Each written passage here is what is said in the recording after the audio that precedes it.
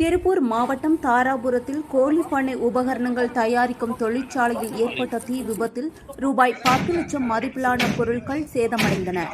மின் கசிவு காரணமாக ஏற்பட்ட தீ பிளாஸ்டிக் பொருட்கள் இருந்ததால் வேகமாக பரவியது.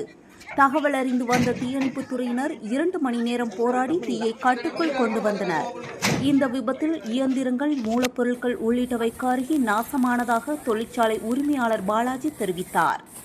தாராபுரம் போலீசார் வழக்கு பதிந்து விசாரணை நடத்தி வருகின்றனர். செய்தியாளர் முனியப்பன்.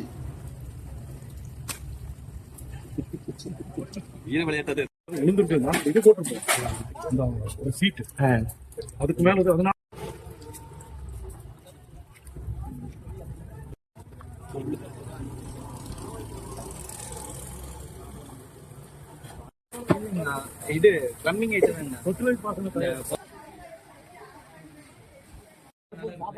பாலாஜி, இப்போ லாஸ் எவ்வளோ இருக்குன்னு சொல்லுங்க.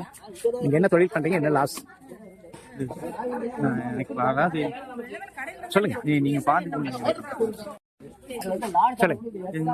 சொல்லுங்க. அதான் நான் பவுல்ட்ரி எக்யூப்மெண்ட் பண்ணிட்டு இருக்கேன். Contract work, nibble contract work. எதிர்பார்த்த விதமா ஆயிடுச்சுன்னா லாஸ் எவ்வளோ இருக்கும்? லாஸ் வந்து 10 லட்சம் ரூபாய்க்கு மேலே.